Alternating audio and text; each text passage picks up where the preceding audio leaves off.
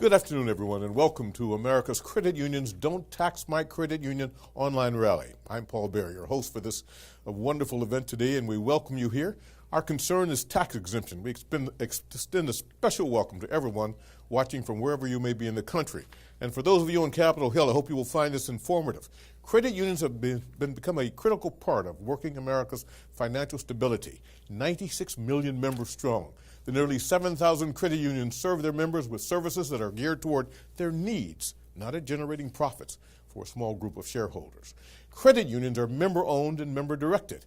And to tell us more about the role credit unions are playing in the lives of working families is none other than Bill Cheney, our president and CEO of the Credit Union National Association. Bill, welcome to the program. Thank you so much. I know you've got a lot of good information to share, and we're very pleased to have you with us today. Well, it's great to be here with you, and thank you very much for being with us. Thanks to everyone here in the room at Credit Union House on Capitol Hill. This is a big day for us, and this entire discussion of tax reform is huge for credit unions. You know, credit unions have been tax exempt for more than 100, have existed for more than 100 years and have been tax exempt essentially since there's been a tax code.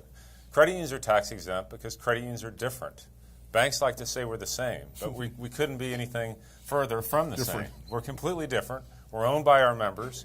We return our profits to our members. We're not-for-profit financial cooperatives, and therefore we've enjoyed this tax exemption since the very early ages of the tax code. And It's been reaffirmed in the 40s, the 50s, the 60s, the 70s, the 80s. You get the picture. I do. But right now, Congress is talking about tax reform, and so it's up to all of us to make sure our members of Congress know very strongly and don't tax my credit union. And thanks to those of you watching, those of you here in the room, and all across the country, we've already had more than 1 million contacts that we can track with Capitol Hill with a very simple message: don't tax my credit union. So thank you. We want you to tweet your members of Congress on this very special day. Don't tax my credit union. And Paul, take it away. It's a simple message. Yes, sir. It's a wonderful message. It's what is the message, folks? Don't tax my credit union. You know, Right. these folks have got it. They're good. They've got it, you know. Well, thank you, Bill. It's a pleasure. Yeah. I know we'll hear more from you. But if you would like to tweet or post on Facebook, please go to the Don't Tax My Credit Union website and click on the red bar, and you can send a message directly to your members of Congress. Yes, sir. As you can see, we have a lot of many credit unions from across the country here with us today, most of whom have been on Capitol Hill already talking about the credit union difference. And let's just name some of these folks that are in here, please. Well, we've got more than 10 states in Washington right now, including some of our here in the local area, Maryland and Virginia, who are a little close by. But I do want to introduce a few of our special guests. I'll let you know who's here. From Iowa, we have Tim Chapman, who's with Member Community Credit Union. From Illinois, we have the League Chair, Jerry Burrick. Thank you for being here. CEO of South Division Credit Union. From Kansas, Jim Holt. Hey, Jim. Mid-American Credit Union and the chairman of their board. Right. From Minnesota, the Minnesota Credit Union Network and the Political Involvement Committee, Chuck Albrecht. Chuck, we appreciate thank you very Chuck much. being here. Dana Reef, Operations Manager from Frankenmuth Credit Union in Michigan. Just glad to get out of that cold, ugly weather. I think it's okay in That's my October, home state. I guess it's Oh, okay. is it? Yeah, okay. Go ahead. All right. From Missouri, Kirk Mundy, CEO of Poplar Bluff, a Federal Credit Union. From Nebraska, Mary Johnson, the President and CEO of Omaha Police Federal Credit Union and the Nice to Chairman have of you the here. Nebraska Credit Union League. I saw Nebraska earlier. Right. From Ohio, Patrick Harris with the Ohio Credit Union League. And from Virginia, Gay DeCesar from Belvoir Federal Credit Union. So let's give them all a big round of applause here for them being here. It's wonderful. But this is a big event, and while we are talking about the folks here, we have a special guest here with us today from Montana. I was in Montana not too long ago. We did one of our radio programs from there. Wonderful place to be from. I mean, I liked it. I don't mean being from. I mean, it was a wonderful place to be. You know. Yes, of course. For introductions, let's go now to CUNA's Paul Gentile. Paul. Thanks, Paul. Happy to be here with Al Vakazin, CEO of Bear Paw Credit Union from the great state of Montana. Al, thanks for joining me today. Oh, thank you. It's my pleasure to be here. So, Al, tell us a little bit about who you serve in Montana.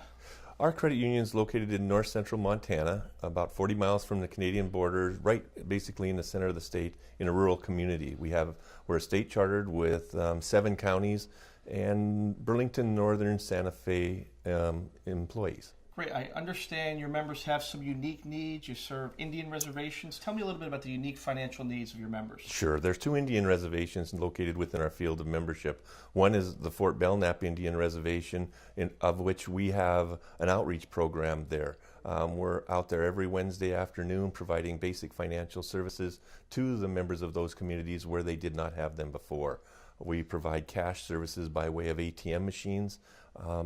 And once again, like I said, they never had those services before. So Al, obviously we're here today talking about the tax exemption. Talk about what if your credit union did not have the tax exemption? What impact would it have on your members? Well, all members would be affected by taxes. There's no way around it. They would the costs would have to be trickled down to them by the way of either increased prices in products or less services. One of the things that I think would happen to us is we would have to look seriously at our outreach program, which does not provide income back into the credit union. It's basically a drain on the financials of the credit union, but it's a service that is very much needed and wanted by the people in that area. And I'd hate to even think that we'd have to discontinue it because of taxation. Great. Well, that's why we're here today. That's why Don't Tax My Credit is so important. We appreciate you being in Washington, D.C. Well, thank you very much. Paul, back to you. Are doing great things across the country, and for the past several years, North Carolina credit union members have been telling their stories on how their credit unions have helped better their lives on people rather than profits.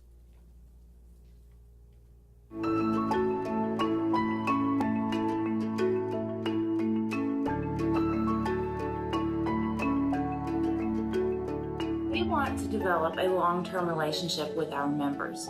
We understand that when they come to us, they're going to have some of our members have credit challenges and are not able to go anywhere else. Well, we want to help our member overcome those credit challenges and to establish a lasting relationship with the credit union so that we can then help the member work towards their long-term goals. About a month ago, my husband had a hearing test, and we found out that he needed hearing aids. And we tried to contract with the people that were offering that, and their interest rates were extremely high. So I came to the credit union and I spoke with Linda, and she called me a couple of days later and told me we had enough credit, etc., to receive the loan that we needed. It was about $4,000, and the interest rate was a lot less than what the other place was offering us. So I was very pleased, and we got our money very quickly, and I thank her for that. The overall idea is how much I get for nothing, essentially. I haven't had to outlay any extra money for home equity lines, for my car loan. It was a very easy, simple process. My checking is fabulous. The online check deposit saves me more time and money in gas and leaving the office than I ever could imagine. So as a business owner, that's my favorite part. And they do a great job. They do a hell of a job. You go there, get a money order, the money order is free. Checks is not that expensive. And like I said at first, they let you know if you're over, they don't charge you an arm and a leg, and they're real nice. When they opened the branch in Cabarro, I got to know Nelly and Manuel, and I just, out of the blues, asked them, can I get a loan just out of the blues? Of course, they said, you can get a loan, you can get a personal loan, you can get a small business loan. I just made a joke. About a month ago, I did get a loan. I was working for a company. I was very new to the company, so I was making very little money. And I was married, had a baby girl. And one thing that I remember with the credit union was the Christmas Club account that helped our family save money to prepare for Christmas. And then we did a consolidation, which kind of got us on track as for to save more money. The ease of being able to go in and talk to Chris and the various different branch managers that's been there and loan officers and stuff is a big help when you're trying to put something together, you know, if you're buying a car or a second mortgage or a house loan or whatever, you know, and they just kind of bend over backwards to help you and push it through if it's a situation where you got to get something done today. I mean, it never amazes me that they would come through, you know.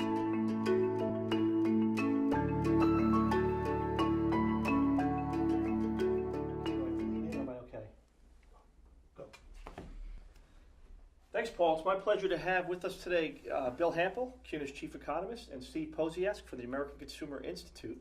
Gentlemen, thanks for joining me today. Thanks. Thank you. So some have said, since credit unions offer services similar to banks, they should be taxed like banks. What would you say to that? Well, first off, they're not corporate banks. Let me just explain why.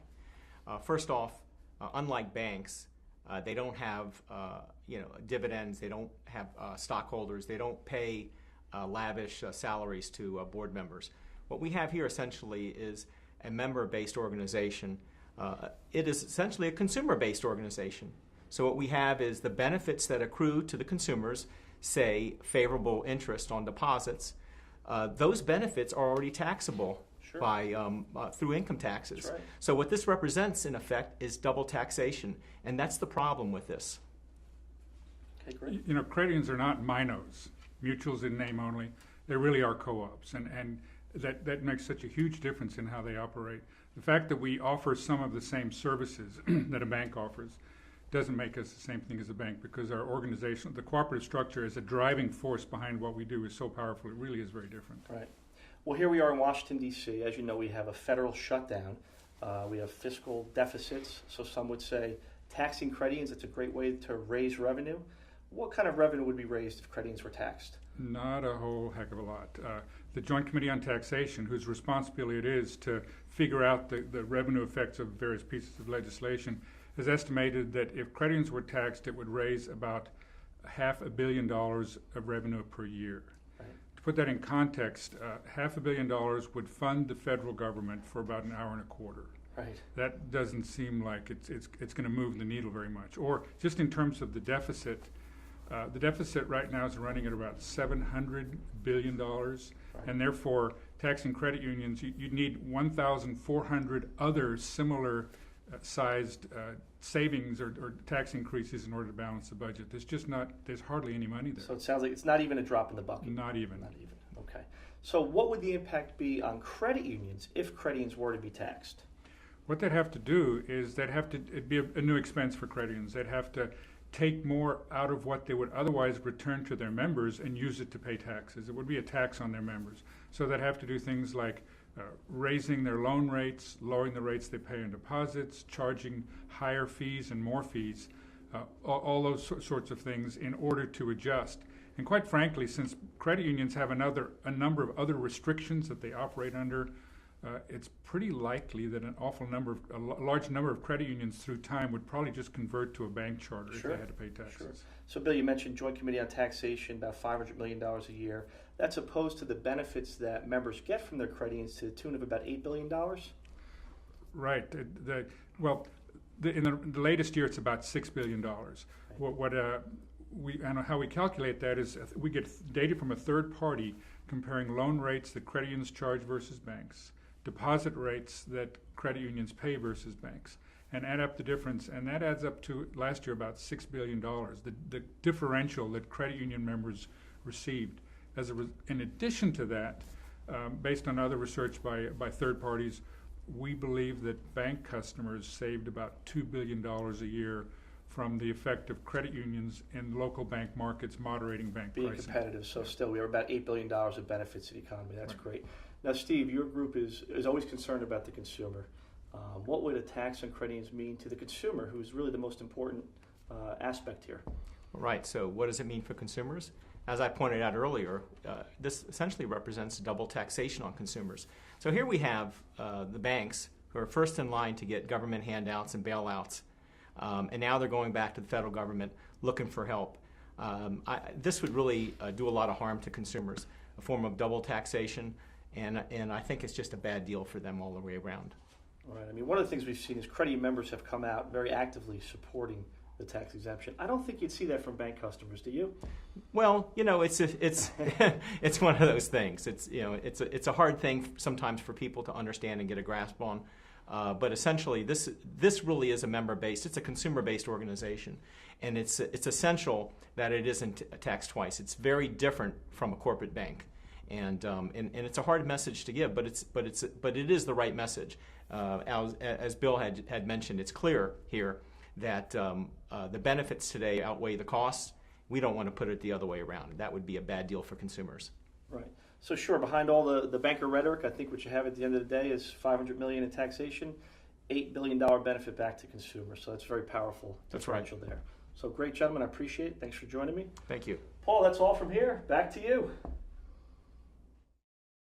Paul, I'm joined now by our legislative team's Senior Vice President for Legislative Affairs, Brian. Nice to have you with us again and to talk with you about these very important things. I mean, I know that you have been taking a look to find out if it is possible that we have a prospect of a tax bill for in 2013, from this 113th. Well, they're certainly making a serious run at it. You had Speaker Boehner come to our Governmental Affairs Conference in February. You were there. Yes. And he said H.R. 1 is going to be our tax bill, and we're going to try to do tax reform this year. And the Ways and Means Committee got to work on that. We were up there in April and in May talking with them about our tax status. Then you had Chairman Baucus and Ranking Member Hatch say we're going to start with a blank sheet of paper in the Senate. Over the summer, you had Chairman Baucus, the Democratic chairman of the Finance Committee, and Chairman Camp, the Republican chairman of the Ways and Means Committee, going across the country talking about tax reform. So when you have that type of bipartisan agreement on process, you have to take it seriously. Will they get to the end of the game and enact a bill this year or before the end of the Congress? It's unclear, but both Chairman Camp and Chairman Baucus have some incentive to try to get it done in this Congress. Chairman Baucus is retiring, and Chairman Camp's term limited out of his seat as the chairman of the Ways and Means Committee. So they're going to try to get it done. Our job is to make sure that in the early drafts of the bill and as the bills move through the process, the credit union tax status is retained. So I'm less concerned right now about what the end of the game looks like as I am about what it looks like in the next 4, 5, 6 weeks, and making sure that as the Ways and Means Committee puts out their draft and the Finance Committee works on their bills, that we're accommodated. Ryan, what's your feeling? What's your sense? You get a sense of this. Brian Donovan been on Capitol Hill longer than a lot of the congressmen up there this year. What do you think? Well, I feel good because we've got a lot of people here in Washington and across the country weighing in with their members of Congress. We heard it earlier, 1 million contacts in the Hill just in the last couple of weeks, and 96 million members behind this. You know, a tax on credit unions is a tax on the 96 million credit union members, and for that reason, I feel really good. But we're going to be vigilant. There's no one on Capitol Hill that is saying we need to tax the credit unions. The only people that are sending that message are the banks. And you know what they're saying? They're saying, well, the credit union tax status has outlived its usefulness or its purpose. Well, I think coming out of the financial crisis, we've seen that's not the case. That's right. Millions of new credit union members are joining credit unions every day. Credit unions continue to provide important services. We're going to continue to do that, and that's the reason behind the tax status. So I feel pretty good about it. Well, the bank's voice, small though it may be, is a loud, effective voice. So getting our members to go and speak to their representatives, that's a very important part of this. Advocacy is a long game, so we need to be engaged now, and we need to be ready to stay engaged throughout the entire process. Congress isn't acting very efficiently these days, so tax reform could take maybe into next year, maybe into the next Congress. It could be a couple years down the road. We need to make sure we stay engaged the whole time. When you look into that crystal ball, what do you see? Well, when I think... Not what you want. Right. No. Absolutely. Listen, 5, 10 years down the road, I hope that there are credit unions continuing to serve their members using the tax-exempt status to provide additional value to their members. Right. I see that, and that's good for America. Well, you know, you do a great job. Thank you for what you do and for the diligence. And I know with you kind of leading the pack up there, if we got any chance at all, it's going to be a great chance. Thank you so much. Thank you, sir. Pleasure to have you here. Okay. You know, we've been talking throughout the show of how credit unions serve their members. And we have one last outstanding example of a Texas credit union doing just that.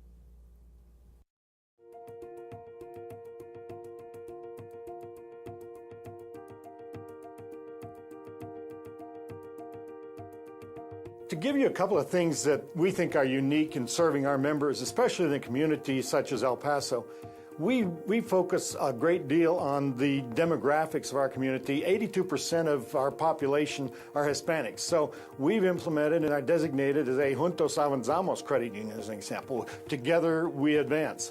This demonstrates our commitment to the Hispanic community, their special needs, and especially addresses those needs of new immigrants to our country.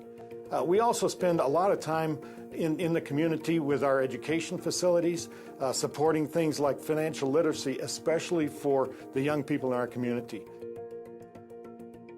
With having one child, well, one of our daughters in college right now, and one more on the way in a year or so, the fact that we will be soon starting an account for my 16-year-old, with her having that opportunity to be able to go whatever college she chooses to go to, and always know that there's going to be money there for her. Having her realize that you need to start saving up, you need to make sure that you have that money that you can always get, and if we need to borrow any money for books, for maybe one semester, the fact that we know that the credit union will work with us to get our daughter's future for the colleges, that is the reason why we're still here. As for me, when I was 18, they actually gave me an opportunity to take out a loan under my name for a car. And I was very grateful, and I felt like they were very helpful with me, and they understood where I was coming from, 18 years old, working part-time, and going to school full-time. My mother does not speak English, and she asked me to come to the bank with her. Her and my brother have an account here as well. I brought my mother, and I did not have to do absolutely nothing for her. I went up to the teller with her, and she started speaking in English to my mother. My mother said, "I'm sorry, I don't speak English. I understand it, but I don't speak it." And right away, the service that she received, they made her feel the way they make us feel every time we walk into those doors. To me, that meant a lot. That meant a lot because they made my mother feel comfortable knowing that she did not speak English. And that's huge. That's huge. That hit home for us. Back when we first got married, me and my wife, I happened to lose my job. My company that I used to work for 18 years went bankruptcy, and I lost everything. Well, we were at OneSource, and I came in. I talked to Bernice at the time. She was one of the loan officers here, and she said, "You know what? Don't worry. We'll just take it day by day. We'll help you out, which we can. So just come in and pay, help us out. Pay what you can." I said, "Yeah." It went on for about maybe a couple of years because I couldn't find a job here, and finally came across a job, and all that time I had no backups or nothing, and I didn't lose anything in the near future because I said, "Oh no, I can't lose my home, I can't lose this, I can't lose that." But she helped us out a lot, and we came through. When he finally got a job, she sat with us and she explained to us, "Okay, this is what you can do now." She gave us options, she gave us a book. She took it so personal that for us, once again, it became a personal thing of walking into the credit union, and it was home for us. They treat us like family. They treat us like family.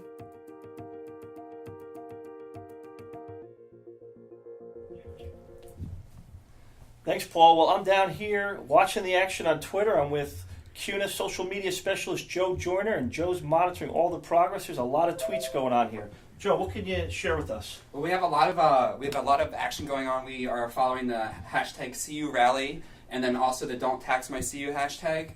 We have a lot of tweets going on. We have some that are including pictures from, we have one at Olympia CU in Washington. They posted a video of all their employees in their Don't Tax My Credit Union t-shirts.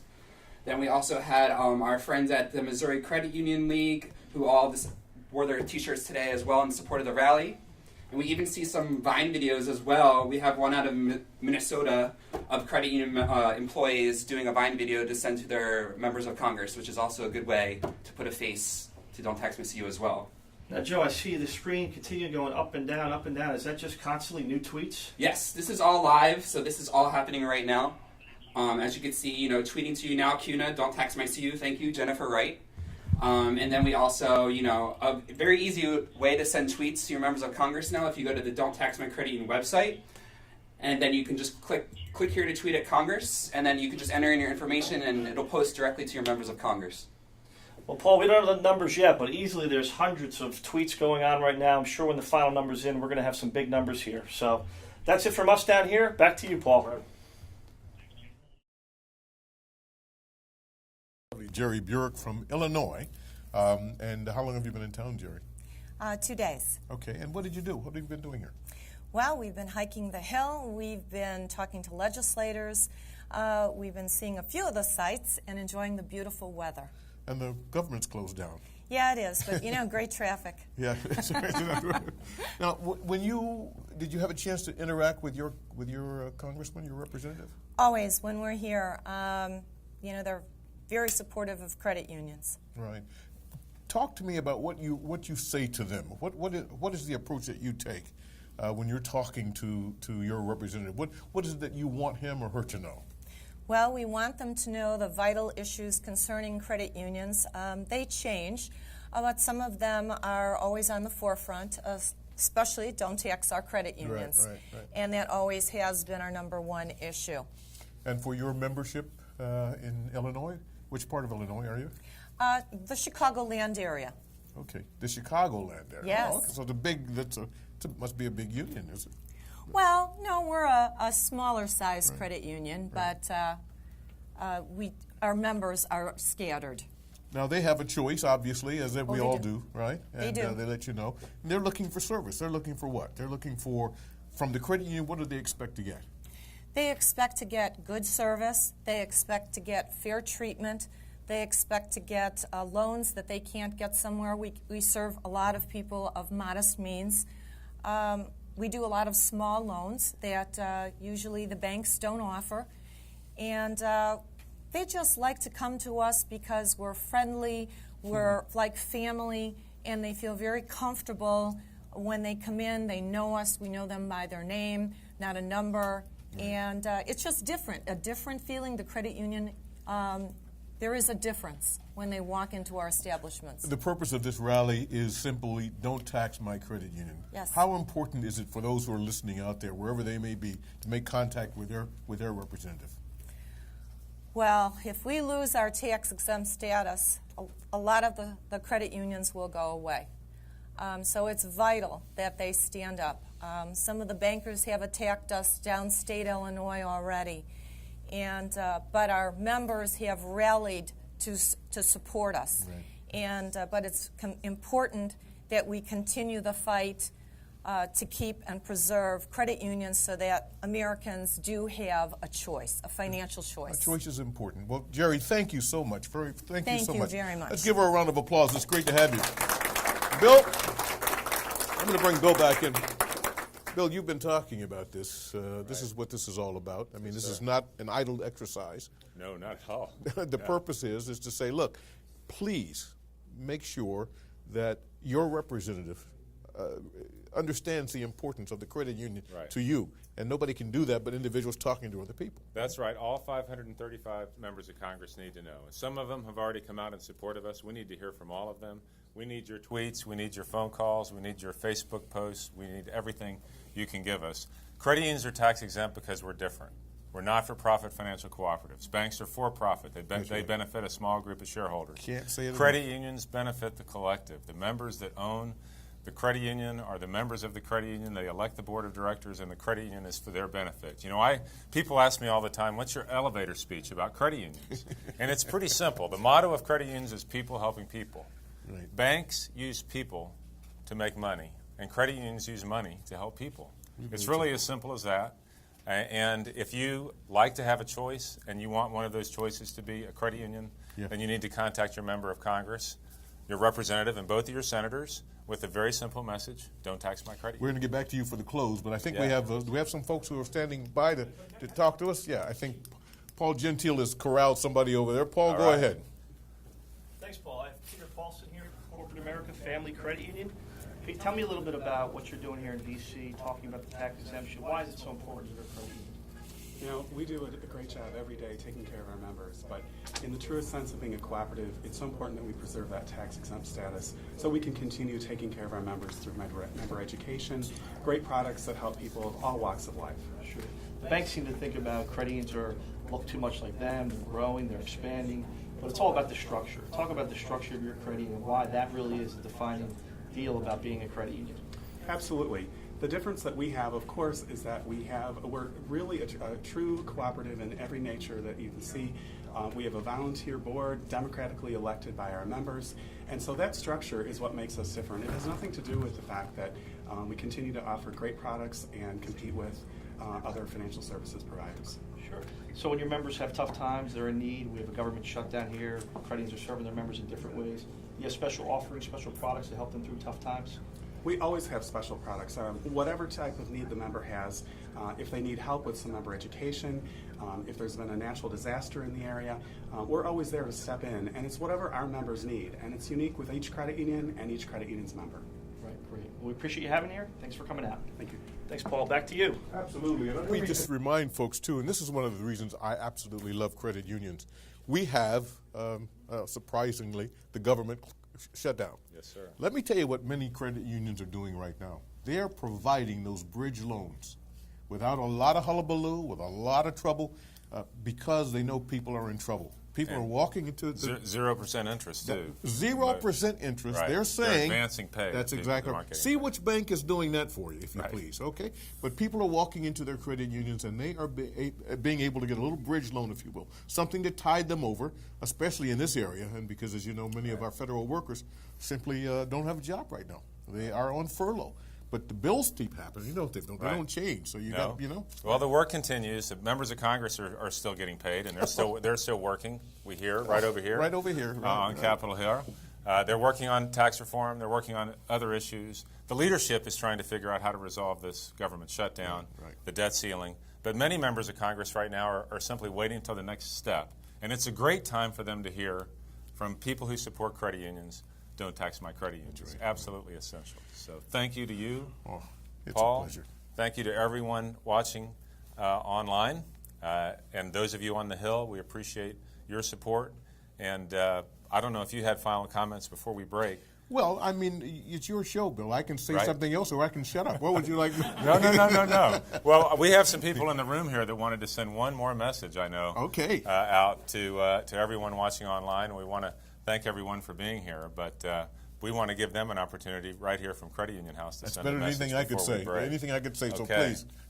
So everybody here in the room, what have you got to say? Don't tax my credit union. Right, don't tax my credit union. They didn't practice that, did they? Thank you very much, everyone, and we'll see you again soon. Thanks for your time.